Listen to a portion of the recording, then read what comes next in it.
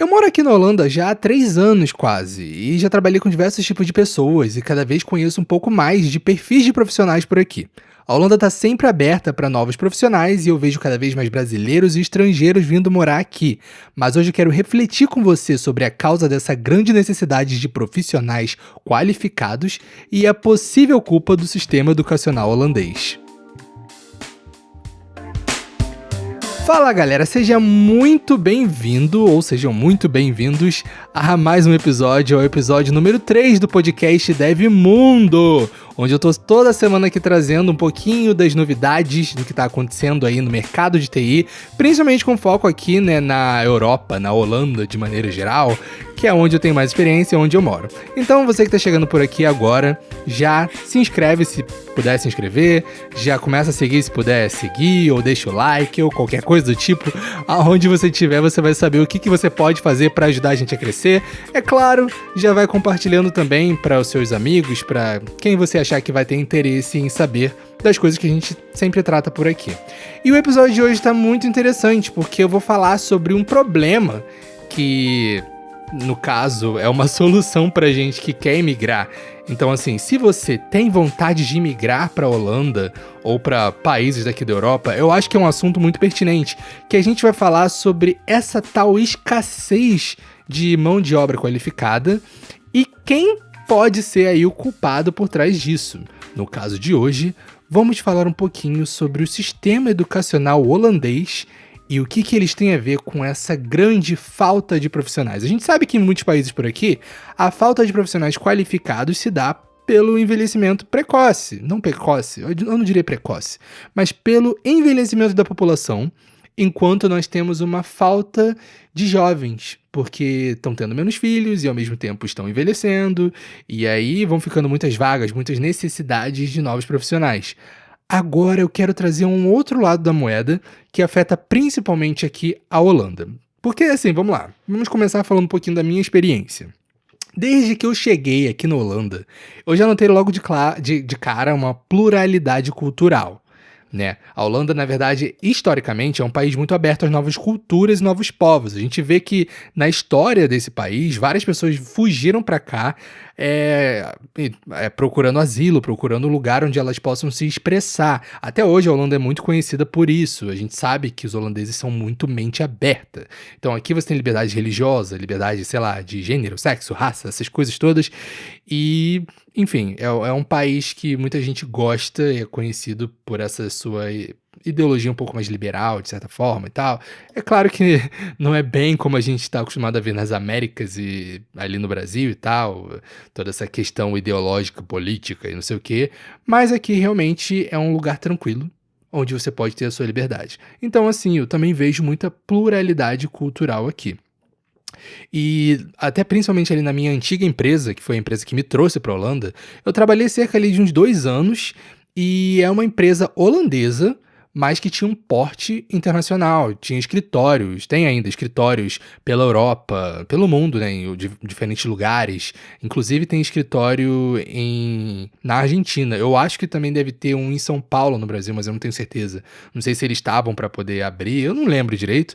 Mas enfim, tem muitos escritórios e é claro que vai acabar sendo uma empresa com muitos estrangeiros.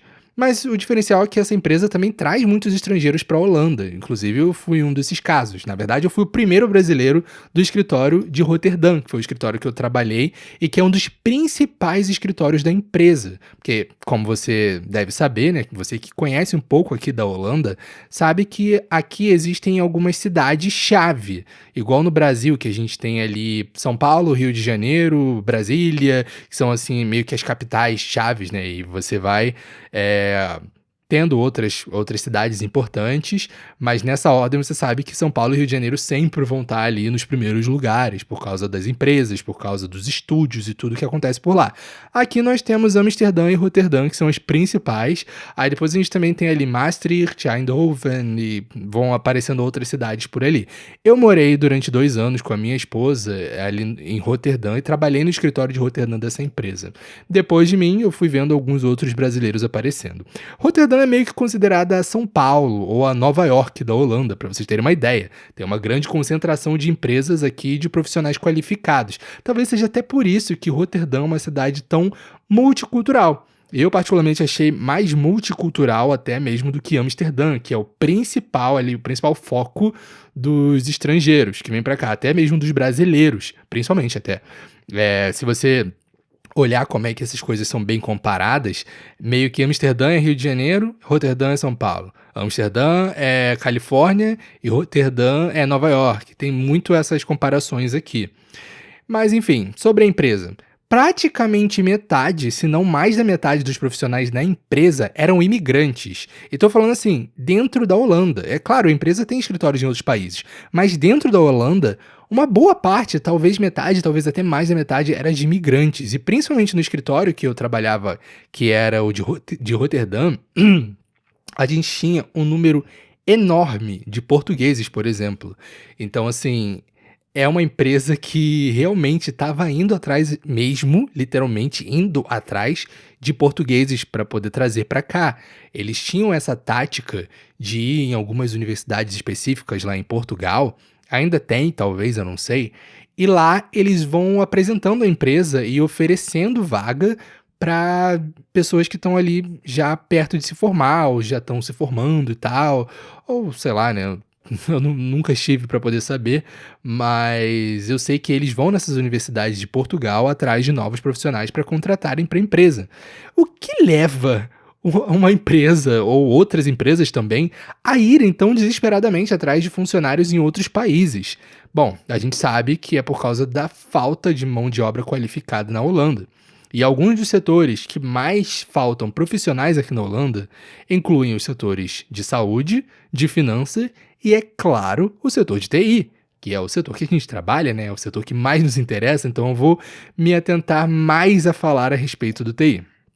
Bom, no caso aqui, não é tão fácil assim contratar estrangeiro. Existem algumas regras que o governo vai aplicar e a pessoa, para poder ser contratada por uma empresa, precisa ser uma empresa certificada, uma empresa que está ali tendo essa permissão do governo. A gente chama de sponsor, uma empresa que é uma patrocinadora de visto. Essa empresa vai ser registrada, ela vai ter toda a permissão do governo para isso. E você precisa realmente comprovar essa necessidade de profissionais e a escassez que o país tem desses tais profissionais. Então, assim, você precisa ter um porte para poder falar, eu sou uma empresa capaz de trazer pessoas de fora. E aí você também precisa falar, olha, eu preciso desses profissionais de fora, porque aqui eu não encontro esse tipo de profissional que eu preciso para a empresa.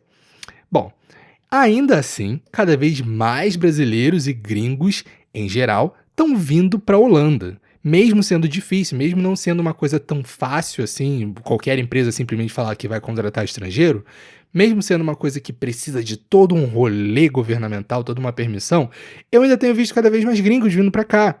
É interessante a gente pensar nisso, né?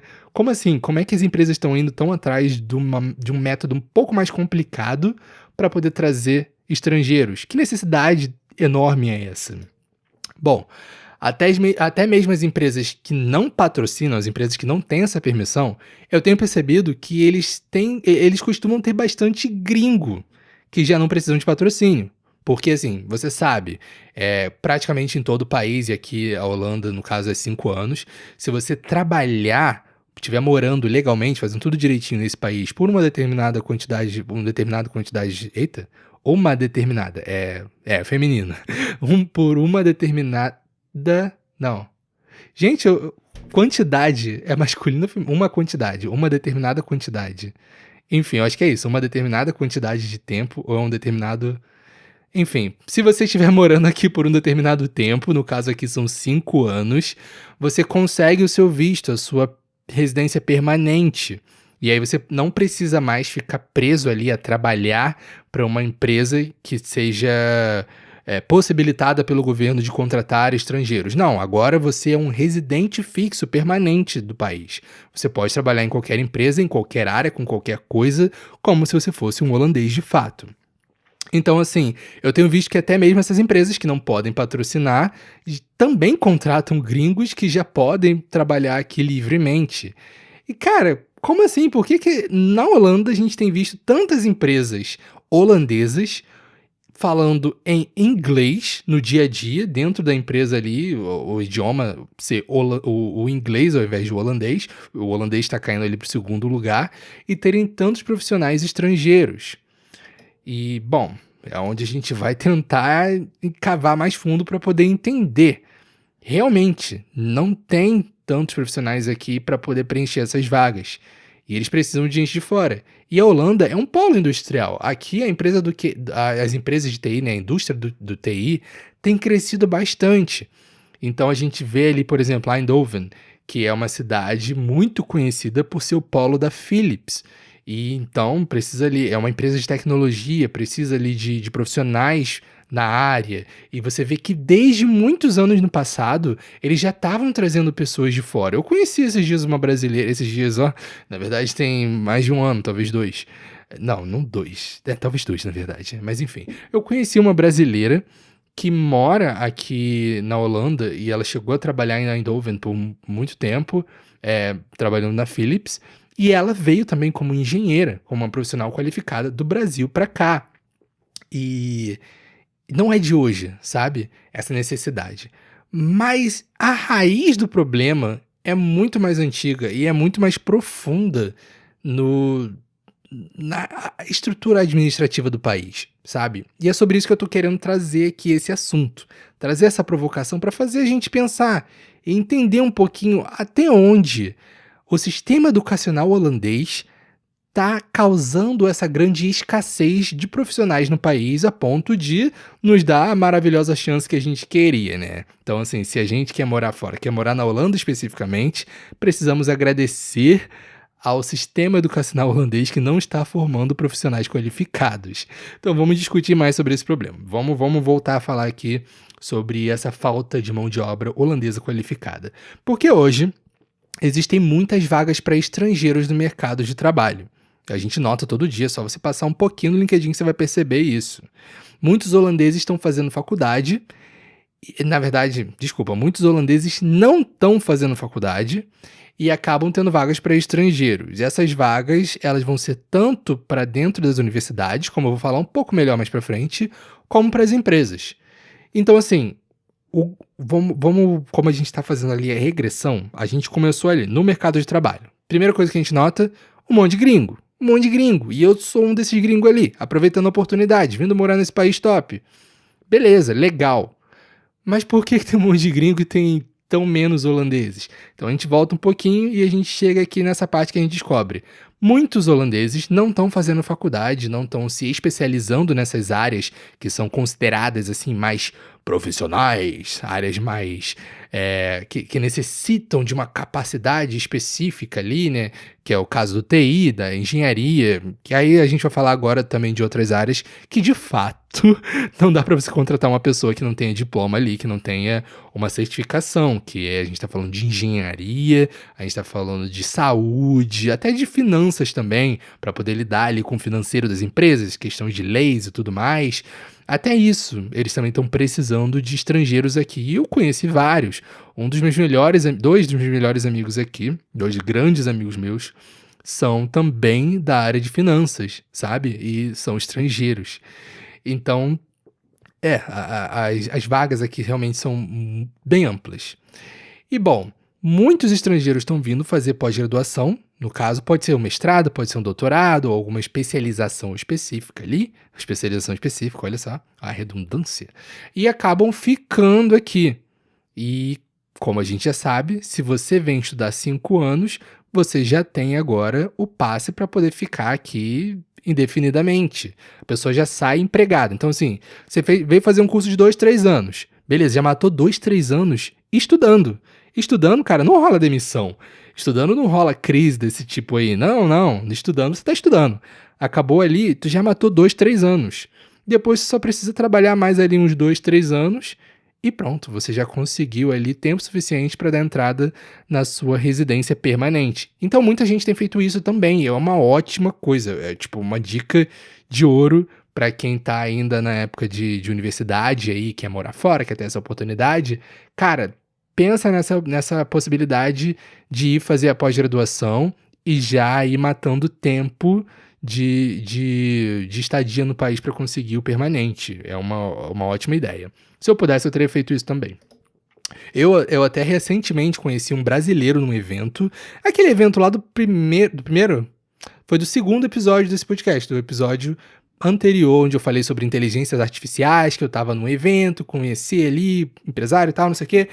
Enfim, nesse mesmo evento eu conheci um brasileiro, um jovem, mais novo que eu acredito, né, sei lá, Tá, vamos lá, gente, vamos para um detalhe aqui interessante.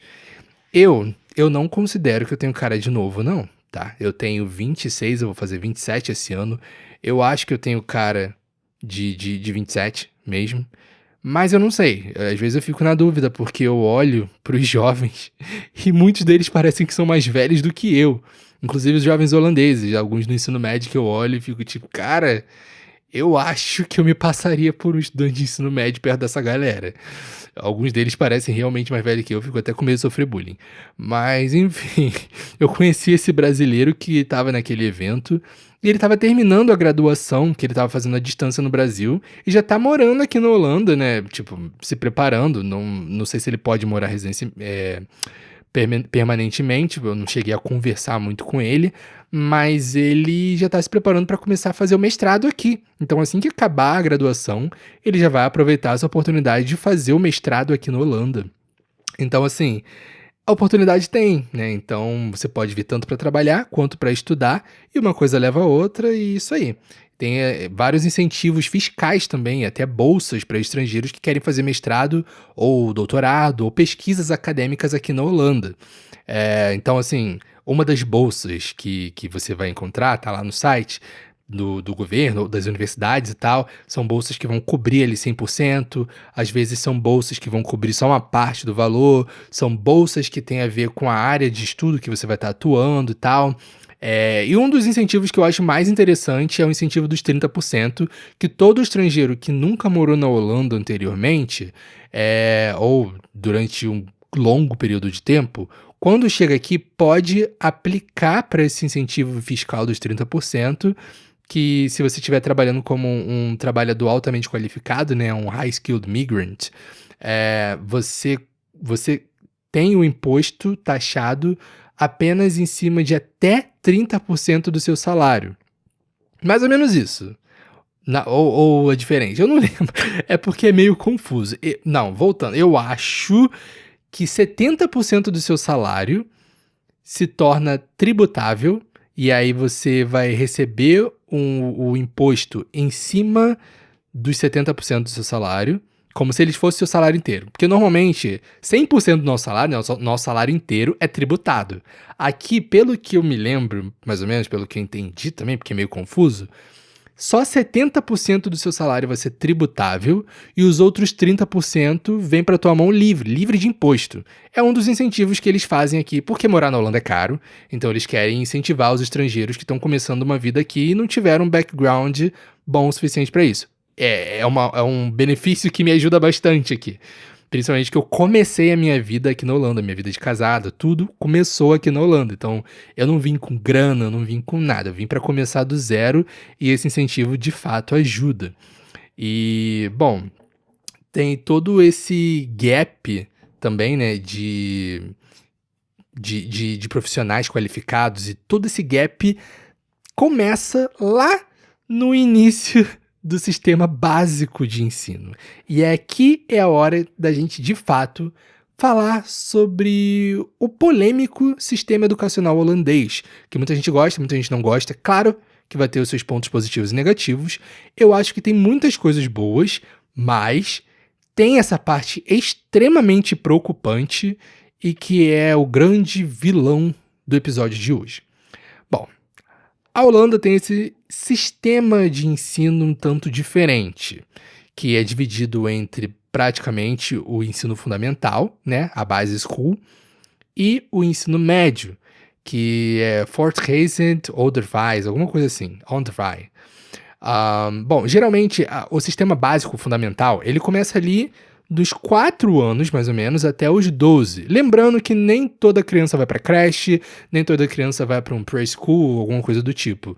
Aqui a criança fica meio largada ali até os 4 anos de idade, podendo ir ou não para creche, sendo educada em casa por muitos pais e tal.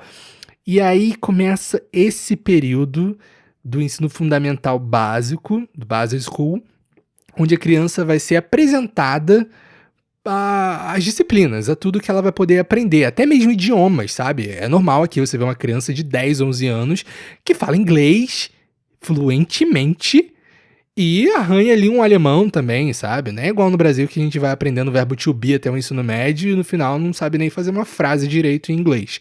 Aqui a criança com 10 anos já tá falando inglês e arranhando alemão, às vezes outras línguas até. E é claro que esse é o período mais problemático, que é onde a gente vai discutir aqui. Porque desses 4 aos 12 anos que a criança está fazendo o fundamental, você vai tendo ali todo o ciclo básico para sua formação e tal, não sei o quê. Mas quando você chega ali no final, geralmente entre os 11 e os 12 anos, as crianças são submetidas a um exame. E esse exame, galera, é o polêmico exame que vai definir. E agora, imagina que eu tô fazendo aspas com os dedos, tá?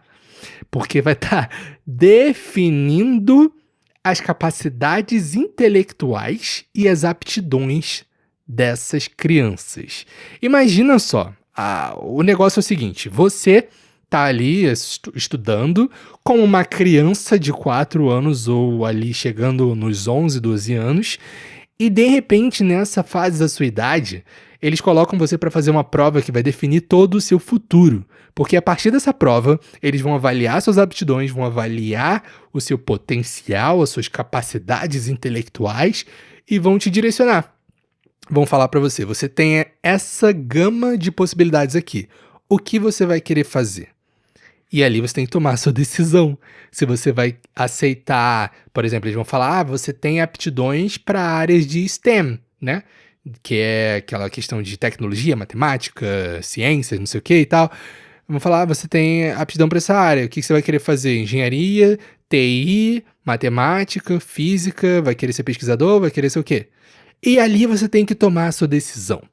E você vai ter que seguir. Você não precisa necessariamente tomar uma decisão específica, tipo, eu quero ser engenheiro de aviação, ou eu quero ser físico. Não precisa. Mas você tem que decidir se você vai querer seguir essa carreira mais focada para as suas aptidões científicas ou para as suas aptidões artísticas ou qualquer coisa do tipo. E, bom, e ali você começa a ser moldado, mesmo sendo apenas uma criança de 11, 12 anos que muitas vezes não sabia nem que prova é essa que você estava fazendo, muitas vezes você estava só com preguiça de fazer essa prova. Eu já conheci gente assim e vou falar um pouquinho melhor disso depois. Mas enfim, no fim não sobram muitas escolhas. Eles meio que vão definir o que você é, de certa forma, e vão te mandar para essa direção, e é isso aí, filho, você só segue. E aí você pode ser enviado para um ensino médio mais técnico, ou para outras áreas que vão te preparar para uma universidade. E mesmo as universidades, elas têm caminhos diferentes. Você pode ir para uma universidade que vai te preparar de uma forma mais profissional para você trabalhar no mercado de trabalho, para você trabalhar numa empresa, trabalhar, sei lá, com TI, por exemplo, algo do tipo. Ou você pode ir para uma universidade que é mais focada em pesquisa. E lá você vai se desenvolver como pesquisador, vai desenvolver a sua vida acadêmica. É claro que depois você pode mudar. Tudo isso que eu falei, gente, é possível de mudar. Mas não é fácil. Eu também vou falar um pouco disso depois. Só esse final que é mais fácil. Se você foi preparado inteiramente ali numa universidade específica para te tornar um profissional do mercado de trabalho, mas depois você se apaixonou num nível mais profundo e você quer ser pesquisador. É tranquilo, você pode depois fazer a sua pós-graduação, seu mestrado, doutorado e ir para a área acadêmica. Da mesma forma, você pode sair da área acadêmica e ir para a área da indústria, ir para o mercado mesmo. E esses diferentes locais, né, de ensino, essas áreas diferentes, são o VMBO, que é o ensino médio, né? Como eu falei, tem os ensino médio, são 3 tipos de ensino médio que você vai estar fazendo ali depois que você acaba esse fundamental. Ali, depois que você terminou ali, fez 12 anos, fez aquela prova, aí ali eles já vão te direcionar para o VMBO, que é esse ensino médio focado numa educação profissionalizante e que vai ter ali seus diferentes níveis de dificuldades. E quando eu falo de uma educação profissionalizante do ensino médio, do VMBO, eu tô falando de ensino técnico. Ou seja, o que eles vão estar fazendo ali? Eles vão olhar e vão falar, olha, você tem capacidade só para chegar até nesse nível aqui. E aí, eles vão decidir se você vai ser um pescador, se você vai ser um mecânico, se você vai ser, sei lá, sabe? Milhares de coisas, assim, num nível um pouco mais técnico. Coisas que no Brasil a gente conhece como profissionais que se formam fazendo um curso técnico ali. E aqui os cursos técnicos são realmente muito bons, são profissionalizantes de certa forma. Mas eles vão meio que escolher qual é essa área aí que mais se encaixa com você. Você vai seguir ali, vai fazer o seu médio focado nessa área específica e vai ser um profissional técnico nessa área. E acabou. Aí você fala, mas e se eu quiser fazer uma faculdade depois? Eu posso? Pode, mas vai ser muito mais difícil. Você não pode simplesmente escolher fazer uma faculdade e ir. Você vai precisar fazer todo um nivelamento, vai ter que ficar uns anos a mais estudando, tem umas provas adicionais, tem um monte de coisa ali. E, né, pode te gerar uma dor de cabeça a mais, uns trabalhos a mais aí, do que para outras pessoas que desde cedo eles definiram que podem, que têm capacidade para ir para uma faculdade. Bom, depois do VMBO, se a criança se sair melhor nesse exame e eles falarem, não, ela tem uma capacidade intelectual melhor ali, a criança com 11, 12 anos, fala, ele tem uma capacidade que ele pode ir para uma faculdade no futuro. Então, eles vão te mandar para outro ensino médio. Em vez de você ir para o VMBO, que é o técnico, eles vão te mandar para o RAVO, para o HAVO, que é um preparatório, é um ensino médio que é mais preparatório para te levar para uma faculdade, para um ensino superior profissional, que aqui é o HBO. Sim, aqui é tudo sigla, tá? Tudo sigla. Mas então, quem vai para o RAVO vai ser preparado para o ensino superior profissional, o HBO. E ali é aquela faculdade que eu falei, você vai se formar e você vai para o mercado. Você pode, como eu falei, ir depois para outras coisas e tal, blá blá blá, aquilo tudo que eu não vou me repetir aqui. Mas você ali já está sendo direcionado para o ensino superior profissional. Eles já estão ali escrevendo qual vai ser a sua carreira. E a outra opção, para quem não vai nem para o VMBO, nem para o RAVO, mas ainda se saiu bem, saiu muito bem no exame dos 11, 12 anos ali, e revelou uma aptidão para a área da pesquisa, né, para a área mais acadêmica, então você é levado para o VWO, que é o VWO, eu não sei como é que é exatamente essa pronúncia em holandês, que ali eles vão te preparar para a universidade, para aquela coisa de construir carreira, graduação, mestrado, doutorado, formar ali de fato um pesquisador. E ali vai a galera que vai para física, que vai para astronomia, para matemática, para talvez medicina, eu não sei, aí eu já não sei onde é que medicina se encaixa exatamente. Mas vamos ter aí essas diferentes possibilidades para o futuro de uma criança. E aí a gente tem esse grande problema que são crianças inadequadamente orientadas. Tanto as crianças que são colocadas para seguir uma carreira específica, mesmo que, nossa, vai fazer uma faculdade, vai ser um gênio, não sei o quê, às vezes a criança não gosta disso. Ou às vezes a aptidão da criança não é exatamente isso, porque a prova erra também, né? Não é perfeito. Não significa que se a prova falou que você é isso, então de fato você vai ser isso. Não são todos os casos que isso acontece. Então, a gente vai ter crianças inadequadamente orientadas, tanto para seguir uma carreira profissional, onde elas não têm de fato aptidão, ou onde elas realmente não se encontram, não gostam, e outras crianças inadequadamente orientadas a não poderem fazer uma faculdade, não poderem exercer aquilo que elas de fato têm aptidão, aquilo que elas gostam, que elas têm o sonho de fazer, mas porque elas não foram na prova de acordo com o que era esperado ali, né? Então elas vão, a partir dos 12 anos, 11, 12 anos, serem tratadas como incapazes, como pessoas que não têm capacidade técnica ou intelectual ou sei lá o que mais para poder ser um médico, para ser um engenheiro, para ser um desenvolvedor. Então, muitas aptidões acabam sendo perdidas por causa da falta de informação.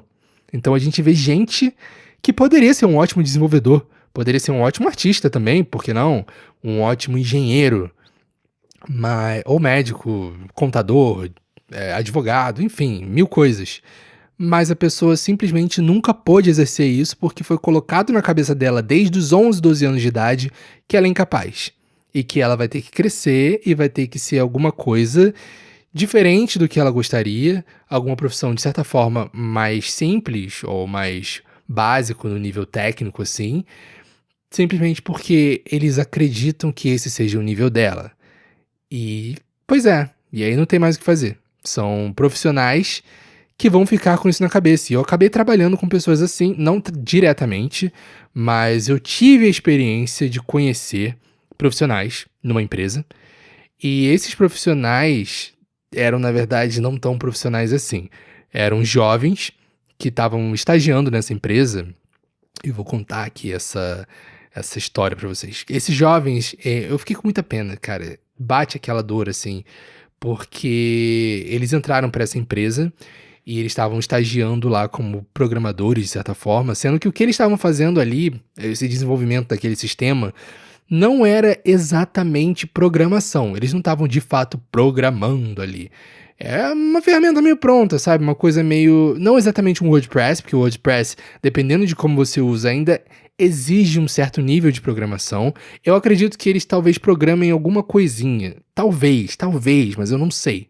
Pelo que eu ouvi dos superiores ali, né? Do chefe e tal, com quem eu pude ter a oportunidade de conversar depois, eles não são programadores e não têm conhecimento suficiente na área. E beleza, eles estavam ali exercendo aquele papel ali, tentando desenvolver aquele sistema, usando aquela plataforma pronta que ajuda eles a só drag and drop e tal, arrasta, coloca ali, vai montando tudo no visual. E nessa conversa que eu tive durante um horário de almoço ali com o chefe dessa empresa, e com o chefe da minha empresa também que estava ali junto, eu descobri que esses jovens eram jovens que também não foram bem quando eram jovens, quando eram 12, 11 anos, não foram bem nesse exame e foram classificados como incapazes de seguir carreiras maiores, de seguir carreiras assim profissionais no nível técnico mais aprofundado. Então eles foram levados para o VMBO para serem só técnicos em alguma coisa, e nem todo mundo vai, tá? Tem gente que simplesmente não vira nada de especial, assim, não sai preparado para alguma carreira técnica. Tem gente que, como eu falei, vira, sei lá, pescador ou alguma coisa assim que é um pouco mais simples a nível técnico e que é o que a Holanda tá precisando. Então, tipo, a Holanda precisa de gari. Então, vão colocar pessoas que eles definem como sem aptidão para estudarem para serem gari ou coisas do tipo. Enfim, e conhecendo ali, vendo a realidade desses jovens, eu fiquei mal, porque os chefes, tanto o meu chefe quanto o chefe dessa empresa, conversando, estavam falando quão triste, quão chato que é, porque falando justamente isso, mais ou menos com as palavras que eu vou usar. Esses jovens são colocados ali na cabeça deles a vida inteira que eles são burros, que eles são incapazes de seguir determinada carreira. Eles crescem a vida inteira ouvindo a escola colocar na cabeça deles que eles não vão ser nada além daquilo que eles foram escalados ali para ser. E aí, quando eles são colocados numa situação onde eles podem fazer mais, eles acreditam que eles não conseguem. Eles acreditam que eles não têm essa capacidade. E eu percebi um pouco disso, eles estavam tendo muita dificuldade com algumas coisas que não deveriam ser tão difíceis. Muita dificuldade com ferramentas prontas, com plataformas prontas, que são bem intuitivas até. E, pois é, enfim, foi muito triste, foi meio de partir o coração mesmo. E é a realidade do que pode ser, sabe, o futuro de muitas crianças aqui. E agora imagina, você tá competindo com isso, sabe? Você chega num país onde tem gênios, onde tem muita gente inteligente que fez faculdade, que se formou, que se tornaram profissionais incríveis. E a escassez se dá porque, ao mesmo tempo que a Holanda precisa de profissionais, ela está tratando possíveis futuros profissionais dessa forma. Mas enfim, como eu falei, muitas aptidões perdidas pela falta de informação adequada. E é um sistema que não é de hoje, não foi uma coisa que inventaram recentemente. É o tipo de coisa que veio lá medieval, a gente sabe, que é o velho mundo, a Europa. Então, esse tipo de ensino, esse tipo de formação, vem lá do médio, da Idade Média, onde precisavam de ferreiros, precisavam de padeiros, precisavam disso, daquilo, e os jovens já eram direcionados para aquelas áreas específicas. E isso só foi se perpetuando com o tempo. É uma coisa que eu ouvi de holandês daqui mesmo, de holandeses daqui. Mas enfim. Bom, no fim, caso você não seja um aluno capacitado, como eles colocam, eles se transformam num técnico de alguma coisa necessária, como eu falei, e você só aceita, né? Porque é isso também que é meio que parte da cultura daqui, aceitar qualquer coisa que colocam na sua cabeça. E, como eu falei, é possível mudar, se você quiser mudar de ideia e não querer simplesmente fazer dessa forma, quer fazer faculdade e tal. Eu conheci gente que fez isso, que não pôde fazer uma faculdade e tal, mas estava se esforçando. E, cara, tem que ter muita força de vontade, tá? Tem que ter muita força de vontade. Eu admiro muito, muito a galera que dá a volta por cima. Eu conheço de fato gente que não pôde fazer faculdade e teve que se profissionalizar por conta própria, de certa forma, né? Buscar ali por conta própria, e estudando muito. Eles começam a exigir muito de você. Você tem que estar num nível ali muito alto. Eles pegam muito no pé. E tem gente que consegue depois se profissionalizar, consegue entrar no mercado, fazer aquilo que gosta. Tem gente que vira empresário. Cara, tem gente que é tratado desse jeito quando faz 11, 12 anos, é colocado como incapaz, mas quando volta no tempo, a pessoa fala: cara, eu nem queria fazer essa prova. Eu tinha 11, 12 anos, eu queria correr pra casa pra jogar videogame. Eu tava ali entediado, eu saí respondendo qualquer coisa só pra acabar logo e voltar pra casa. E essa pessoa passa a vida toda sendo tratada como incapaz, depois cresce e vira um empresário. Monta uma empresa, faz uma parada lá e contrata quem? Os supostos capazes. E é como funciona a coisa aqui, né? Bom, pelo menos a gente sabe que existe uma crescente crítica a esse sistema. Muitos pais, muitos ex-alunos, ex-maleficiados por esse sistema, hoje tecem suas críticas e começam a colocar ali, né, a meio que protestar contra esse tipo de sistema educacional que força a pessoa a ser uma coisa que eles definem que ela é, sendo que muitas vezes não é de fato. Eu sei que no início talvez você tenha achado que o sistema era parecido com o dos Estados Unidos, mas não. Até mesmo nos Estados Unidos você tem a possibilidade de crescer, embora você, dentro da escola, do ensino médio, até antes do ensino médio, você possa ter os direcionamentos ali, você possa escolher aonde você quer se especializar, o que você quer fazer ali, você também pode mudar de ideia. Quando você entra na faculdade, você entra no college nos Estados Unidos, lá você tem essa possibilidade de começar no ciclo básico, onde você vai aprender um pouco de tudo, você vai poder se inscrever em diferentes disciplinas, olhar diferentes áreas, aprender um pouco de cada coisa, para você saber o que você quer. E ali, depois disso, você vai se inscrever num curso de fato, numa universidade que vai te levar para algum caminho específico. Então, muitas vezes as pessoas começam num college que, sei lá, começou num college o CLA da Califórnia, e acaba indo para Caltech depois, ou para Harvard, para alguma outra universidade, onde vão conseguir focar e se especializar naquilo que elas descobriram como área para elas, para essas pessoas. Coisa que não acontece aqui. Aqui, com 11, 12 anos, o seu futuro já foi definido de certa forma. Muitas vezes, sem você ter certeza do que você quer. Bom, é isso. A criança é levada a acreditar numa coisa desde pequena, simplesmente porque colocam isso na cabeça dela. Bom, enfim. Muitas crianças não estão entendendo muito bem o que elas estão fazendo ali, mas elas vão seguindo. Tem muita gente inteligente considerada incapaz pelo exame, né? Enfim, e posso falar até por mim. Se eu fosse uma dessas crianças que nasceu e que foi criada aqui na Holanda, eu provavelmente nunca teria pisado numa faculdade. Eu mesmo só fui me interessar por estudos depois que eu estava chegando no ensino médio. Como muitos de vocês talvez saibam, quem estiver ouvindo, é claro, eh, eu fiz faculdade de física por 4 anos, não cheguei a me formar, mas, cara, foi a abertura de um mundo pra mim. Dentro da universidade, enquanto eu estudava física, eu conheci muita gente, eu fiz um enorme networking. Eu trabalhei ali com divulgação científica, com astronomia. Eu tive ali, junto com a galera da Olimpíada Brasileira de Astronomia e Astronáutica, eu fui um dos instrutores ali, dos planetaristas, palestrante. Eu aprendi muito de tudo.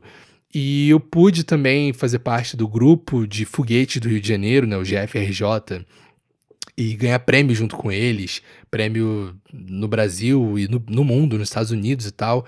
Então, assim, foram muitas oportunidades que se abriram pra mim, sendo que, cara, se eu fosse ser avaliado com 11, 12 anos, eles iam falar: "Você não vai ser nada". Porque com 11, 12 anos eu tirava nota boa em nada. Tirava nota boa o quê? Em inglês, no máximo ali em português, em alguma coisinha ali, e matemática era a minha pior matéria. Eu odiava matemática, eu odiava. E eu só tirava nota ruim. E eu fui fazer física. Hoje eu trabalho com TI, sabe? Eu nunca teria pisado numa faculdade se eu tivesse passado pelo sistema de ensino daqui. Mas eu cresci no Brasil. E no Brasil, eles colocam na nossa cabeça que você pode fazer simplesmente o que você quiser. E você pode mudar de ideia, você pode crescer. Enfim, é claro, eu tô falando da minha educação, como eu fui criado, até pelos meus pais, mas também na escola, em outros lugares, a gente. Eu fui muito influenciado com essa ideia de que eu era jovem, eu poderia escolher, eu poderia mudar de ideia e faz parte da vida. Enfim, no fim das contas, a Holanda tem uma porcentagem relativamente baixa de graduados, né, em ciências, tecnologias, nessa área, como eu falei, de STEM, em comparação com outros países da União Europeia. Mas cada um colhe o que planta, né? A Holanda planta essa desigualdade de formação e colhe uma falta de profissionais qualificados no mercado. Faz todo sentido, é claro. Bom, e a cultura holandesa de aceitar calado, é claro que vai estar contribuindo muito para isso. Aqui tem uma coisa que, cara, me irrita. Isso me irrita profundamente. Qualquer coisa que o governo manda, qualquer coisa, não só do governo, tá? Se você tiver algum problema com algum serviço, sei lá, subiram a sua conta de água, de luz, ou tentaram, sei lá, de certa forma, fazer alguma coisa injusta com você. Eles só aceitam. Claro que não é todo mundo. Eu conheço muita gente que vai atrás. E se você bater o pé e for atrás, é capaz de você conseguir, de fato, se defender. Mas, culturalmente, tem muito essa ideia de que você não vai correr atrás, você não vai bater o pé, você vai só aceitar. E é isso aí. Se o governo falou, você tem que obedecer. Se aumentaram as suas contas, você tem que pagar. Se a companhia de gás, de água, de luz falou que agora tá mais caro para você, que o seu contrato vai ficar mais caro, ou botou um valor absurdo na sua conta do final do mês, do ano, né, do fechamento do ano, você não vai pesquisar, você não vai atrás, você não vai pedir para analisar as contas. Não, você só vai pagar, só vai aceitar, e é isso aí, né? Que triste. Isso me irrita muito, muito mesmo. E de certa forma, eles esperam que você também seja mais um deles, mais um que só aceita calado. Se você levanta, se você bate de frente, se você questiona, aí eles te olham feio. Porque não, aí não pode. Não pode, não. Aí você tá fazendo diferente, você não tá aceitando calado. Por que você não tá aceitando calado? Tem que aceitar calado. E isso me irrita. Eu não sou desse jeito, eu não aceito calado. Eu posso até dar outra face. Eu posso simplesmente evitar de me estressar e deixar e fazer as coisas, até pra me preservar também. Porque se eu for ter que brigar por tudo, eu vou ter que brigar literalmente por tudo. Porque aqui sempre, sempre vai ter alguém pra poder meio que tentar te fazer aceitar calado alguma coisa. Principalmente as empresas prestadoras de serviço. Aqui tem muito safado. Mas aí, né, você mede as suas brigas. E é por isso que tantos estrangeiros que vêm pra cá, principalmente desses países mais brigões, né? E eu não vou citar países aqui, porque lá no canal do Eurocouple eu já sou um pouco mais direto. Aqui eu não vou estar falando disso, não. Mas alguns estrangeiros de determinados países vêm pra cá e pintam e bordam. Que eles não querem seguir as regras, não querem seguir as leis, não querem fazer nada. E também quando eles se colocam de frente em umas situações dessas aí, onde é esperado que você aceite calado, é claro que eles não vão aceitar. Então eles conseguem o que querem aqui. E é isso. Brasileiros também que são um pouquinho mais maduros nesse sentido e vividos também vão saber se sair bem dessas situações. Eu consigo sair muitas vezes bem também de muitas coisas quando eu tô com energia suficiente pra discutir. Mas talvez seja um problema de Europa, de maneira geral. Não sei. Vou dar um exemplo rápido. A gente tem ali a Suécia. Eu falei sobre isso lá no podcast do Eurocouple, no Cafezinho Gringo. Que a Suécia tem passado também por esse problema. Por quê?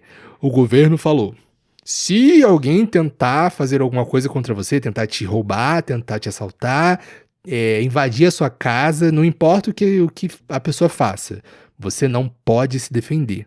Você tem que chamar a polícia. A polícia vai resolver. Porque se você fizer alguma coisa e você incapacitar a outra pessoa, ou seja, se você se defender e você deixar a outra pessoa em coma, ou deixar a outra pessoa muito machucada, que ela não vai poder trabalhar, um vagabundo não trabalha. Vamos começar por isso. Vagabundo não trabalha. Quem tá te roubando não tá trabalhando. Quem tá querendo assaltar a tua casa não tá trabalhando. Mas enfim, se você deixar essa pessoa no nível que ela não pode trabalhar, então você vai ter que sustentar essa pessoa até ela se recuperar. Então imagina, um vagabundo entra na tua casa, tenta te assaltar, tenta te roubar, tenta te sequestrar. Você se defende, deixa a pessoa sequelada.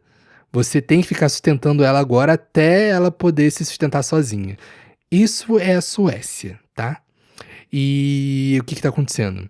Muita gente tá tendo problemas muito sérios, porque entram pessoas ali na casa e vão fazer coisas muito erradas, muito ruins com quem tá dentro daquela casa ali. Os suecos foram ensinados a vida toda que eles não podem fazer nada, eles não podem se defender. Tem que esperar a polícia cuidar de tudo, e a polícia não vai cuidar na hora.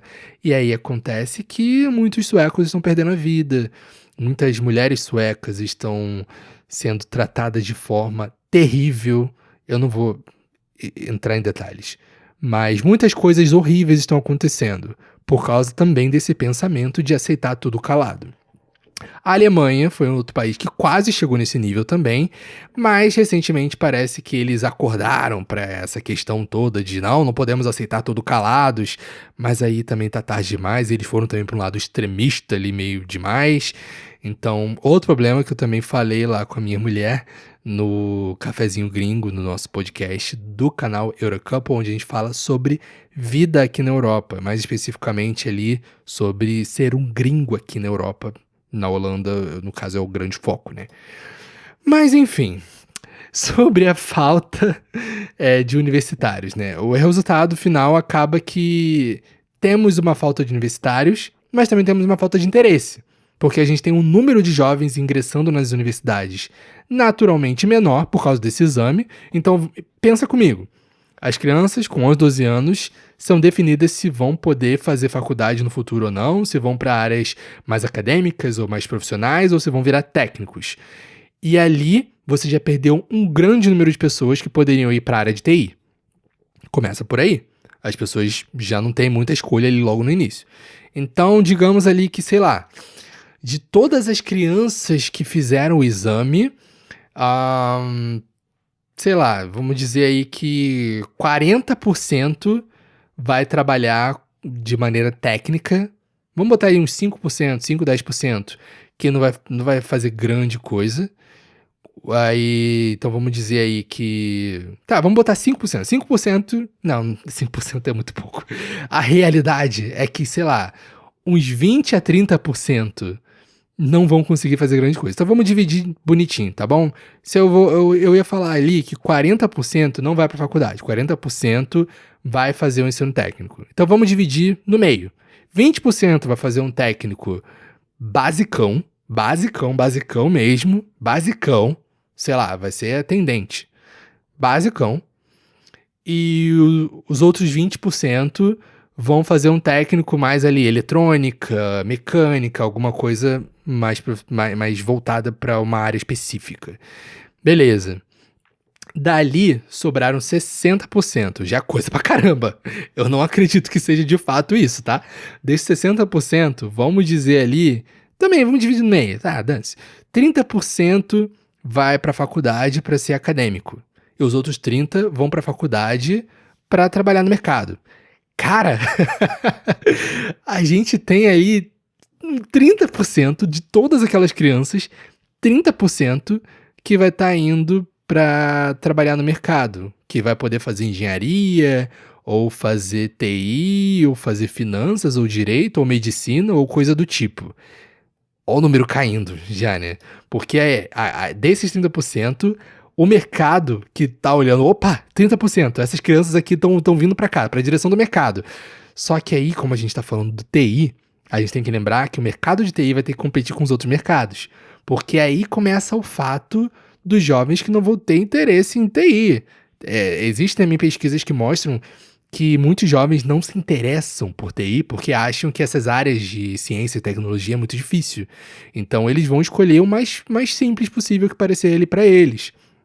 Então a gente vai ter que competir ainda, o mercado que quer contratar jovens profissionais vai estar competindo com outras áreas de mercado. Tem jovem que vai querer ir para outros níveis, outras paradas lá e não vão querer fazer TI. Então digamos que desses 30%, lembrando, eu vou falar agora um valor, mas gente, não é esse valor em cima dos 30%, é esse valor no total, daqueles 100% de criança. Então, eu vou tentar explicar da melhor forma possível. Dos 30%, digamos que, sei lá, 10% vai escolher escolher seguir na área do TI. Então, 30% desses 10% desses 30% é 3% do total. Ou seja, daquelas todas crianças que foram fazer o exame, 3% no fim das contas vai seguir para a área do TI. Já é um número muito baixo. E agora a gente vai ter que considerar que desses 3%, nem todo mundo vai fazer todas as áreas, porque TI tem muitas áreas. Tem gente que vai trabalhar com IA, tem front-end, tem back-end, tem DevOps, tem mil coisas. E tem também, é claro, aquelas crianças que não vão querer fazer faculdade. E simplesmente vão chegar lá e falar, eu não quero mais estudar, não quero mais fazer isso. Vai terminar o ensino médio e acabou. Vai fazer outra coisa. Ou vai trabalhar em outro lugar, ou vai fazer faculdade em outro país, vai embora. Cara, olha como é que você está diminuindo o número de possibilidades, né, de conseguir novos profissionais para o mercado. E é esse aí que é o grande problema, né? Acaba que, no fim das contas, você tem um monte de criança, você vai afunilando no nível que, no fim das contas, ainda tem uma grande escassez de profissionais. Então, assim, é uma grande oportunidade para estrangeiros, está sendo ainda uma grande oportunidade para mim. Cada vez mais a Holanda tem precisado de profissionais em áreas importantes, né, como TI, saúde, né, área de saúde, área de finanças, direito e tudo mais. Eu tô falando só essas áreas que são as grandes principais, né, de todos os lugares. Mas a Holanda tem, de fato, formado poucos profissionais, então tá sempre nessa escassez, e acaba sendo um prato cheio pra gente. Maravilhoso. Por quê? Aqui tem muitas oportunidades. Aqui é um lugar onde você pode vir fazer o seu mestrado e se formar, já ter os seus incentivos governamentais, aquelas coisas todas, sair com visto permanente. E pra gente que veio de países mais difíceis, ver uma oportunidade dessa, a gente mergulha a fundo e vem fazer a nossa vida. Muito bom. A gente vem aqui pra Holanda, vem trabalhar num país, de primeiro mundo, cara. Aqui é primeiro mundo. Eu tive esse choque quando me mudei pra cá, poxa, eu tô indo pra um lugar de primeiro mundo, sabe? É um lugar que é bom de trabalhar, tem uma cultura diferente, aqui você não se sente explorado, dependendo da empresa que você trabalha. Você não se sente explorado, você tem uma boa balança de vida pessoal e de trabalho, você tem um bom salário, um bom poder de compra, uma cultura muito tranquila, muito alegre. Aqui as pessoas gostam de aproveitar as coisas legais da vida. Então, eu não tô falando de, sou baladeiro, vou curtir a vida. Não, é porque no Brasil acabou ficando muito esse sinônimo, né? De quem quer curtir a vida é baladeiro. Não, aqui curtir a vida é viajar, é passear, estar com a família, é andar num parque, é fazer atividades legais, sabe? Ser feliz, aproveitar a vida. E até para quem quer ter família, existem incentivos do governo para famílias aqui também. Você vai ter o seu filho, no Brasil é tipo: "Meu Deus, vou ter filho, agora acabou, vou precisar de muito dinheiro". Aqui você ganha muitas coisas. A pessoa, quando engravida, ela já ganha muitos presentes de lojas, ganha fralda, ganha isso, ganha aquilo, ganha muita coisa, muita coisa. O parto é gratuito, já é incluso ali no plano básico de saúde. Tem um incentivo financeiro também do governo, tem um incentivo para a família passar mais tempo com os filhos, tem incentivo de que criança não paga plano de saúde até os 18 anos. Mano, tem um monte de coisa, tem um monte de coisa legal. Então, assim, tem todos esses lados bons. E se você vem trabalhar aqui, consequentemente você tá morando aqui. Então você vai ter todas essas coisas boas. Mas é uma faca de dois gumes. Porque esse mesmo sistema que te trouxe pra cá, que oprimiu crianças, e por causa dessa opressão que ele fez para aquelas crianças, ele trouxe você, estrangeiro, pra cá, é o mesmo sistema no qual você vai ter que submeter os seus filhos. Porque se você tiver filhos aqui, eles vão ter que estudar nas escolas daqui, eles vão estar submetidos a esse sistema daqui. Ou seja, o mesmo sistema que te trouxe oprimindo crianças é o mesmo que pode futuramente oprimir as suas crianças para trazer outros estrangeiros. E esse é um assunto que a gente tem conversado aqui bastante, minha mulher e eu. A gente ainda não tem filhos, mas a gente tem planejado e é complicado, né? A gente tem que estar sempre discutindo a respeito disso, como é que a gente vai fazer, quais são as possibilidades, os planos que a gente pode ter, plano A, plano B, como a gente vai tentar educar nossos filhos, como a gente vai tentar fazer eles entenderem a importância ali daquela prova com os 12 anos, mas ao mesmo tempo não colocar essa pressão na cabeça deles de que eles têm que ser alguma coisa já com 11, 12 anos, têm que saber o que querem. A gente sabe que não é assim que funciona, sabe? O meu desejo é que até lá o sistema já tenha mudado alguma coisa, ou a gente vai ter que pagar caro para colocá-los numa escola particular que não esteja integrada diretamente debaixo desse sistema doido, onde com 11, 12 anos a criança tem que tomar uma decisão importante para todo o futuro, para toda a vida profissional dela, e muitas vezes não tem espaço para arrependimento. Mas é isso, gente. Eu espero que você tenha curtido esse episódio. Foi um episódio um pouco mais curto do que os anteriores, mas falamos de um assunto que eu acho muito pertinente, eu acho importante, porque, embora seja uma grande oportunidade para muitas pessoas virem para cá, eu acho que é legal você já vir sabendo o que você vai enfrentar, sabendo o que está te trazendo e o que você pode enfrentar futuramente com a sua futura família. Mas, em geral, não é uma carta de desânimo, não. Eu amo esse país e eu acho que é uma ótima oportunidade, mas é sempre bom a gente olhar também o lado negativo, os problemas, até para a gente saber como caminhar corretamente para ter o melhor proveito das coisas e conseguir, é claro, as melhores soluções possíveis. Bom, gostaria de deixar aí esse pedido para você compartilhar esse episódio com outras pessoas que tenham interesse, pessoas do TI, pessoas que tenham pensado na possibilidade de morar fora, de imigrar e tal, principalmente quem tem interesse aqui na Europa. Então, convida os seus amigos aí para ouvirem o podcast do Dev Mundo. Já me procura nas redes sociais, me procura no LinkedIn. Você vai encontrar aí no perfil principal desse podcast. E é só me adicionar lá, a gente troca uma ideia. Você pode deixar seus comentários também, deixar suas perguntas. E quem sabe eu posso até convidar você para participar de algum episódio onde a gente possa debater sobre algum assunto. Se você tem experiências também aqui na Europa, ou em outros países também, em outras regiões do mundo, pô, me dá um alô aí, me passa uma mensagem, vamos conversar, e eu te convido para compartilhar um pouco da sua experiência num episódio futuro. Obrigado e até a próxima!